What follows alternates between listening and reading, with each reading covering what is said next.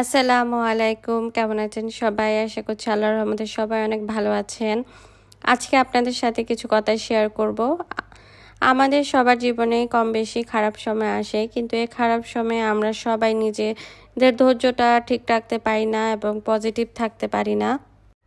আল্লাহ প্রত্যেকটা মানুষকেই কোনো না কোনো উপায়ে পরীক্ষা করে থাকেন, কখনো টাকা পয়সার সমস্যা দিয়ে, কিংবা কখনো অসুস্থতা দিয়ে, কিংবা কখনো আমাদের প্রিয় মানুষের মৃত্যু, কিংবা আমাদের কাঙ্ক্ষিত চাহিদাটা ঠিকভাবে না না দিয়ে। তো আমরা আসলে এগুলো যদি ঠিকঠাক মতো না হয়, আমরা অনেক বেশি ডিপ্রেশনে পড়ে যাই এবং অনেক অধৈর্য হয়ে যাই। যেমন ধরতে পারেন যে অনেক দিন এত তীব্র গরমের পর আল্লাহ আজকে 2 দিন 3 দিন যে বৃষ্টিটা দিয়েছে, আমাদের সকলের মনে এই 2 দিনের বৃষ্টিতে যে পরিমাণ মনে প্রশান্তিটা এসেছে, সেটা কিন্তু এতদিনের গরমটাকে একদমই ভুলিয়ে দিয়েছে। আর আমরা বৃষ্টি দেখার সাথে সাথে কয়জনই বা আল্লাহর কাছে দোয়া করেছি বা আল্লাহর কাছে শুকরিয়া আদায় করেছি। বেশ গরমের সময় কিন্তু আমরা ঠিকই নিজেরা অনেক বেশি অধৈর্য হয়ে গিয়েছিলাম। আসলে আল্লাহ আমাদেরকে পরীক্ষা করেন আমাদের ধৈর্য এবং ঈমানটা পরীক্ষা করার জন্য। আমরা কোনো বিপদে পড়লে বা কোনো খারাপ সময় আসলে অনেক বেশি অধৈর্য হয়ে যাই এবং আমরা এমন আচরণ করা শুরু করি যা আমাদের ঈমানও নষ্ট করে ফেলে।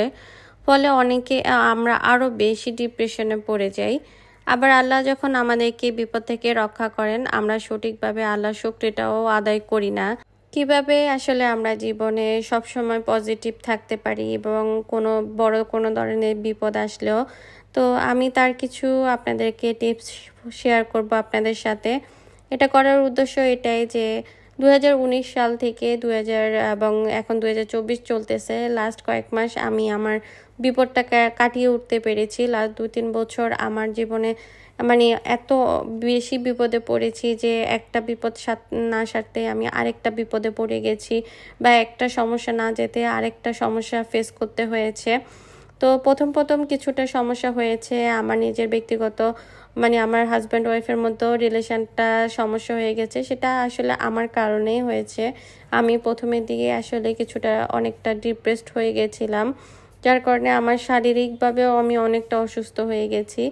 তো কিছুদিন পরে আমি আস্তে আস্তে নিজের মানসিকভাবে নিজেকে প্রিপেয়ার করেছি যে না, আমাকে স্ট্রং হইতে হবে। আর এই ডিপ্রেশন থেকে মুক্তির একটাই উপায়, সেটা হচ্ছে গিয়ে যত বেশি পরিমাণ আমরা নিজেদের চিন্তা ভাবনাটাকে পজিটিভ রাখতে পারবো, ততটাই আমাদের জীবনে আসলে লাভ হবে। তো আমি আপনাদের সাথে টিপসগুলো আসলে পয়েন্ট আকারে শেয়ার করছি, যাতে করে আপনাদের বোঝার ক্ষেত্রে সুবিধা হয় বা মনে রাখার ক্ষেত্রে সুবিধা হয়। আমার এখানে যারা আছে ভিডিওটা দেখেন, তারা হয়তো বেশিরভাগই গৃহিণী বা মেয়ে হতে পারেন, আর যারা বিবাহিতও হতে পারেন।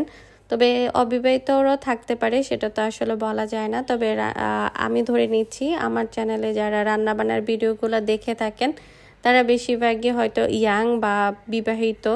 আর যারা অ্যাকচুয়ালি আমাদের এমন না যে বিয়ের পরেই আমাদের জীবনে বিপদ আপদ সম্মুখীন হতে হয়। আমরা আসলে ছোটবেলা থেকে আমাদের অনেক ধরনের অনেক সমস্যা ফেস করতে হয়।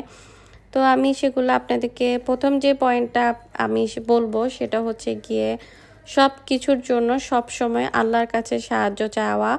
আমরা মানুষরা এমন করি যে যদি কখনো কোনো বিপদে পড়ি, যেমন ধরুন আমার টাকার সমস্যা, কিংবা আমার এমন কোনো একটা বিপদ এসেছে, আমার অনেক টাকার প্রয়োজন বা যা আমার কাছে নেই, তখন আমরা আল্লাহর কাছে সাহায্য চাওয়ার আগে আমরা দেখা যায় খুব এত বেশি অস্থির হয়ে যাই। আমরা কোথায় টাকা পাবো, কি করলে টাকা পাবো, কার কাছে চাইবো, বা এরকম ছোটাছুটি করি, অনেক বেশি নিজেদেরকে আরও বেশি ডিপ্রেসড করে ফেলি। তো কিন্তু আমরা এটা মনে রাখা উচিত যে যে কোনো কিছুর জন্য আল্লাহর কাছে সাহায্য চাইতে হয়। আর আল্লাহর কাছে যত বেশি সাহায্য চাইবো, আল্লাহ কোনো না কোনো উপায়ে আমাদেরকে সাহায্য করবেন। কোনো না কোনো দিক থেকে আমাদেরকে সাহায্য পাঠিয়ে দিবেন। তো এটা কিন্তু আমাদের এক ধরনের একটা পরীক্ষা।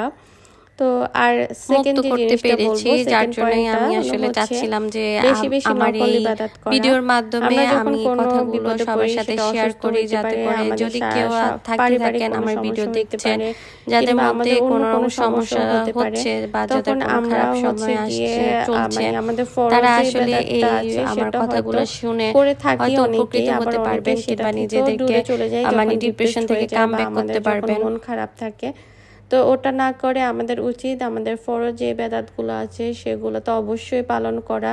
তার সাথে সাথে যত বেশি পরিমাণ আমরা নফল ইবাদত করতে পারবো, এতে করে আমাদের ঈমানটা আরও বেশি মজবুত হবে এবং আল্লাহ অনেক বেশি খুশি হবে, এবং আল্লাহ আমাদেরকে এর মাধ্যমে আমাদের বিপদ থেকে আমাদেরকে রক্ষা করতে পারবে। 3 নাম্বার পয়েন্টটা যেটা, সেটা হচ্ছে গিয়ে যদি কোনো বড় ধরনের বিপদে পড়েন, তাহলে সেটা আপনার বিপদটা কাটিয়ে ওঠা পর্যন্ত প্রত্যেকটা রাতে তাহাজ্জুদের নামাজ পড়া, তাহাজ্জুদের নামাজে সেজদায় গিয়ে যে দোয়াটা আল্লাহর কাছে চাওয়া হয় বা যে কথাগুলো আল্লাহর কাছে বলা হয়, আল্লাহ সেগুলা ফিরিয়ে দেন না। আল্লাহ নিজেই বলেছেন যে তাহাজ্জুদের সালাতে কে আছো আমার কাছে চাও, এটা আসলে আল্লাহ নিজের কথাই।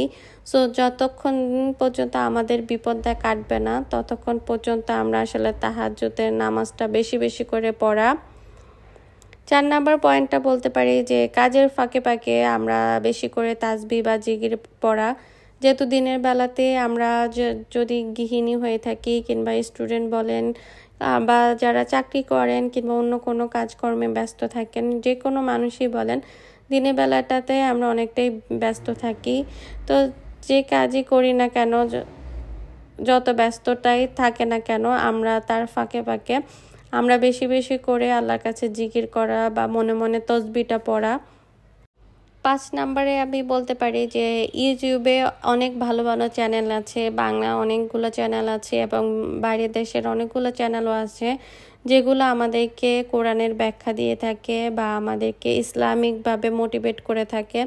তো আমরা চাইলে সেইগুলো বেশি বেশি করে মনোযোগ সহকারে শুনতে পারি, আর ভিডিওগুলোতে কি বলেছে, আল্লাহ কি বলার চেষ্টা করেছে, সেগুলোও আমরা মানে ব্যাখ্যাগুলা বোঝার চেষ্টা করতে পারি। এতে করে আমাদের মনের ভিতরে যে ডিপ্রেশনটা থেকে থাকে, আমাদের মনে যে সংকোচটা থাকে, সেটা অনেকটাই কাটিয়ে তুলতে পারে। আমি আপনাদেরকে 2টা চ্যানেলের নাম উদাহরণ হিসেবে বলতে পারি, সেটা হচ্ছে ইসলাম অ্যান্ড লাইফ একটা চ্যানেল, আর একটা হচ্ছে বাসিরা একটা চ্যানেল।